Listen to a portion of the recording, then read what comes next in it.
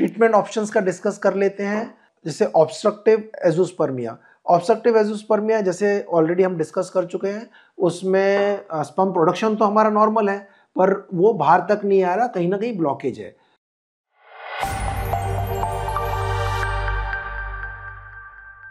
तो ये relatively easier होता है ट्रीटमेंट के लिए, इन द सेंस कि आपको एक सक्सेसफुल प्रेगनेंसी देने के लिए, क्योंकि स्पर्म प्रोडक्शन नॉर्मल है। बेसिक हम नीडल से सर्जिकल स्पर्म रिट्रीवल जिसको बोलते हैं, वो स्पर्म डायरेक्टली टेस्टिस से या एपिडर्मिस से लेके वो हम उसको आईवीएफ इक्सी प्रोसेस में यूज कर सकते हैं, and we can give you success in achieving pregnancy. अगर आपका ब्लॉकेज जो है वो ब्लॉकेज सर्जिकली ट्रीटेबल है तो उसकी सर्जरी कर सकते हैं, और सर्जरी करके ओपन होने के बाद you have a chance to get normal pregnancy also. And now when we talk about non-obstructive azoospermia, non-obstructive azoospermia में प्रोडक्शन इश्यूज हैं। प्रोडक्शन इश्यूज में अगर हार्मोनल इम्बैलेंस है, उसको हम ट्रीट करने के लिए आपको special hormonal injection 3 to 6 months देंगे, ताकि वो इम्बैलेंस को करेक्ट किया जाए, ताकि प्रोडक्शन जो आपका कम है वो प्रोडक्शन टुवर्ड्स नॉर्मल आ पाए, और उस स्पर्म आपके जो हम बायोप्सी से स्पर्म लेंगे वो स्पर्म मिलने के हमें चांसेस बढ़ जाएं और हम स्पर्म ले पाए और उसको आईवीएफ इक्सी से आपका ट्रीटमेंट पूरा कर पाए।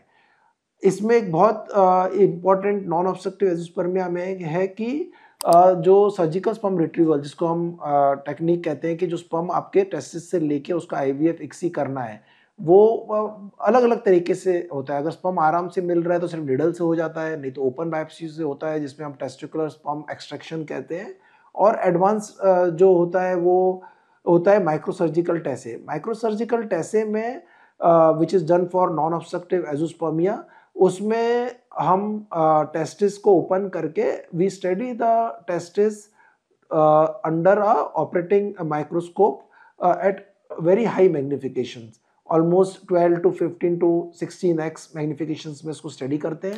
और उसमें जो ट्यूब्यूल्स होते हैं, testis is full of tubules, वो नॉर्मल पतले वायरी ट्यूब्यूल्स होते हैं, जो अगर उसमें स्पर्म प्रोडक्शन हो रहा है तो जनरली ऑब्वियस है कि वो ट्यूब्यूल्स अगर कहीं प्रोडक्शन हो रहा है तो भरे हुए मिलेंगे, थोड़े ब्रॉड मिलेंगे, वाइड मिलेंगे, थोड़ा उनका it will full of fluid.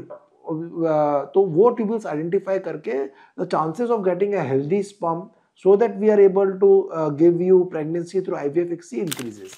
So microsurgical TACE is used for non-obstructive azoospermia when we don't get the sperm through needle biopsy or the semi-fluid biopsy, and you have to do a open biopsy under a microscope.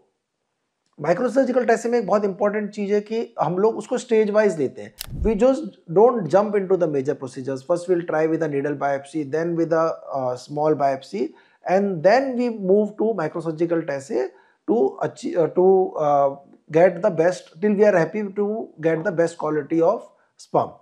So in all this treatment अगर आपका sperm count 0 है तो बहुत ही minimal से ऐसे patients होते हैं जो रेयरली ऐसा होता है कि उनका स्पर्म ना मिले और उनको कोई अदर ऑप्शंस पे जाना पड़े और खुद का अपना वो जेनेटिक चाइल्ड ना ले पाए।